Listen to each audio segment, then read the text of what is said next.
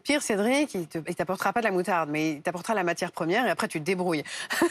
La moutarde française, Cédric, de plus en plus d'agriculteurs se mettent à cultiver la graine de moutarde parce qu'il faut arrêter de dépendre du Canada et de l'Inde pour tout ça.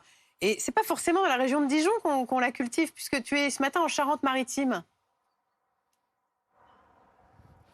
Oui, je suis à 30 km de la mer seulement. Alors ma moutarde, on n'en voit pas souvent, hein. Regardez, c'est en fleurs là.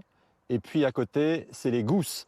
Et c'est là-dedans qu'il y a les graines de moutarde. Et donc je suis avec deux personnes. L'agriculteur qui cultive ce champ et puis Camille qui s'occupe de la coopérative. C'est vous qui avez eu le nez creux, qui vous êtes dit il y a 3 ans, il faut qu'on se mette dans la graine de moutarde. Dites-moi pourquoi le marché de la graine de moutarde qui était typiquement, qui grandissait en Bourgogne, pourquoi ça nous a échappé?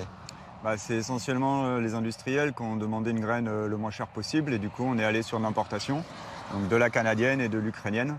Et nos agriculteurs n'ont pas réussi à trouver les relais pour suivre et se dégager un revenu suffisant en cultivant des graines en France. Et on a bien vu que quand au Canada la récolte a été catastrophique et puis l'Ukraine avec la guerre, et bien évidemment on s'est retrouvé sans moutarde, ce qui explique qu'on n'en est plus dans les magasins.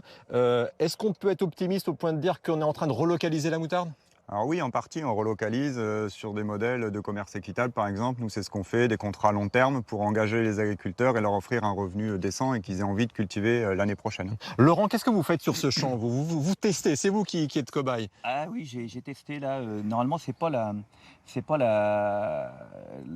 programme de la moutarde. D'habitude, c'est novembre à juillet. Et là, j'ai voulu tester en 3 mois si on pouvait faire une deuxième récolte de la moutarde. Voilà. Donc, c'est décevant parce qu'on a une année très très sec. Et donc, voilà, c'est pas joli. Mais il y a peut-être c'est des prometteur. opportunités, pour les années précédentes. Et pourtant, on est loin de la Bourgogne. Regarde, Lorraine, je peux te ramener ça si ça peut te rendre service.